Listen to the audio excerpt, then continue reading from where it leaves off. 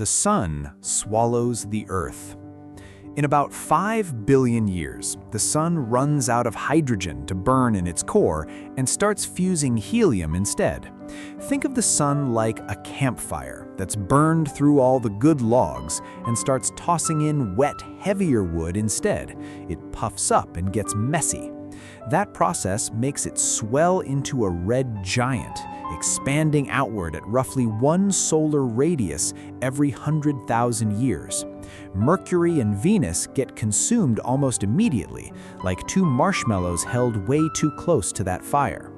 Earth's fate depends on a technicality.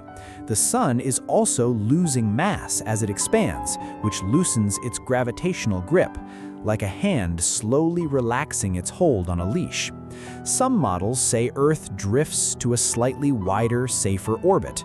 Other models say the drag from the Sun's outer atmosphere pulls Earth in anyway, and it spirals into the surface in about 7 months, like a marble circling a drain before it finally drops.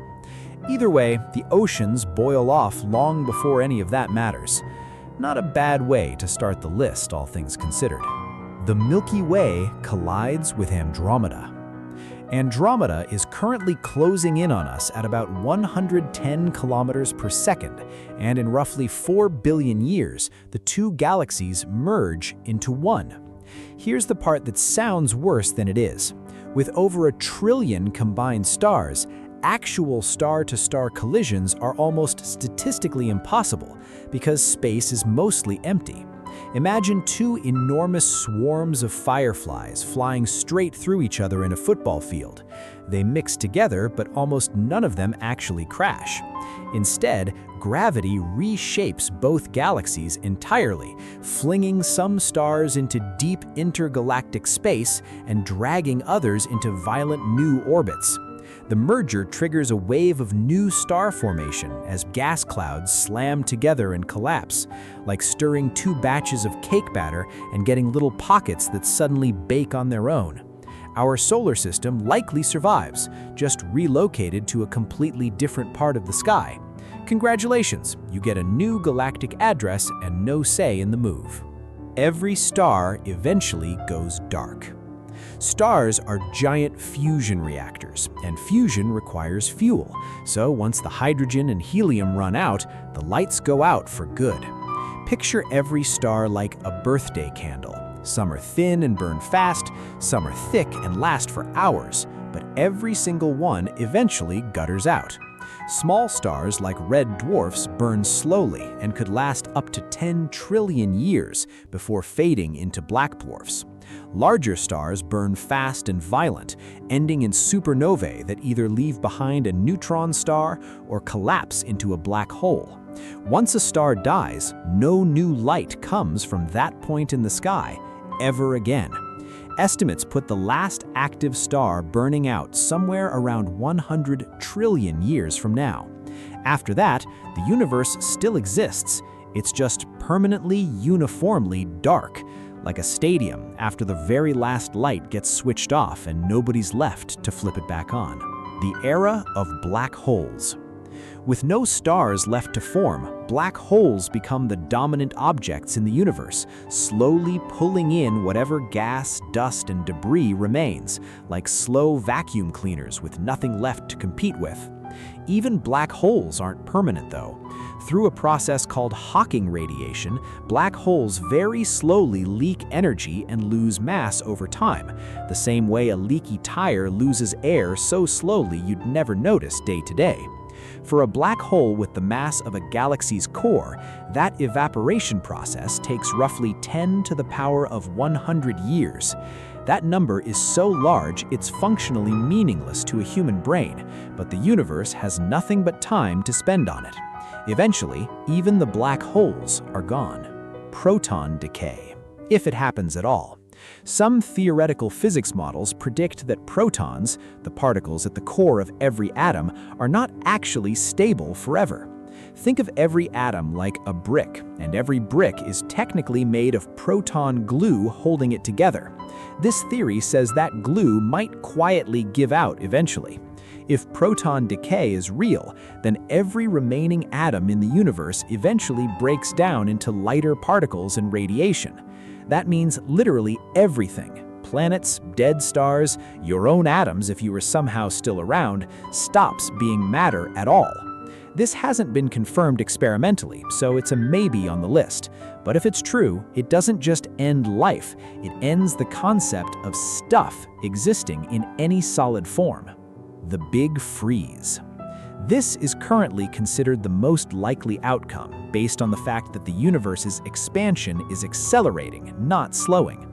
As space keeps stretching, galaxies get farther apart, stars finish burning out, and the temperature of the universe keeps dropping toward absolute zero. Imagine a room where the heater is broken and the windows are wide open, forever. It doesn't get colder all at once, it just never, ever stops cooling. Eventually, there's no usable energy left anywhere, a state physicists call maximum entropy. Nothing is destroyed in a dramatic sense, there's just nothing left with enough energy difference to do anything, including think, react, or exist as organized matter. It's not an explosion, it's a very long, very cold flatline. The Big Crunch. This one assumes the opposite of the Big Freeze, that expansion eventually reverses and gravity wins. If the universe has enough total mass, expansion slows, stops, and then flips into a collapse, pulling every galaxy back toward every other galaxy. Picture throwing a ball straight up. If gravity is strong enough, it stops rising and comes right back down. Just replace the ball with literally everything that exists. As everything gets closer together, the temperature spikes back up, the same way compressing gas heats it. Near the end, the entire universe would be compressed into a state similar to the one it started in, unbelievably dense and unbelievably hot. Current expansion data makes this one less likely than the Big Freeze, but it hasn't been ruled out completely. Everything that ever existed crushed back into a single point. The Big Rip. This scenario depends on dark energy, the mysterious force driving cosmic expansion, getting stronger over time instead of staying constant. If dark energy keeps increasing, expansion doesn't just continue, it accelerates past the point galaxies can hold together. Think of stretching a rubber band slowly. It holds, then stretches more, and right at the very end, it doesn't slip, it snaps all at once. First, galaxies get torn apart from each other. Then individual solar systems get ripped apart. Then planets, then the atoms in your own body. In the final fraction of a second, space itself expands faster than the forces holding subatomic particles together. Everything doesn't slowly fade, it gets shredded from the largest scale down to the smallest, in order. If this is how it ends, there's no long goodbye, just a countdown to being torn apart at every level simultaneously. Vacuum decay. This one is the universe's worst-case scenario, and it could theoretically start at any moment, anywhere, without warning. The theory suggests that the universe might currently exist in a false vacuum, a low-energy state that seems stable but isn't actually the lowest possible energy state. Imagine balancing a ball on a slightly flat spot partway down a hill. It looks settled, but there's a much lower, more correct spot for it to roll into if it ever gets nudged. If a random quantum fluctuation ever tips one point in space into a true vacuum, a bubble of new physics starts expanding outward. That bubble grows at the speed of light, meaning nobody and no thing could ever see it coming. Anything the bubble touches gets rewritten under new laws of physics that may not support atoms, chemistry, or matter as we know it. You wouldn't feel it, see it, or know it happened. Existence would just be replaced, instantly and permanently. Heat death of the universe. This is the final, all-encompassing version of the Big Freeze, and most physicists consider it the most probable true ending. Every source of usable energy in the universe, every star, every black hole, every stray particle eventually reaches perfect thermal equilibrium. Think of it like pouring hot coffee into a cold room. Eventually, the coffee and the room become the exact same temperature, and once that happens, nothing can flow between them.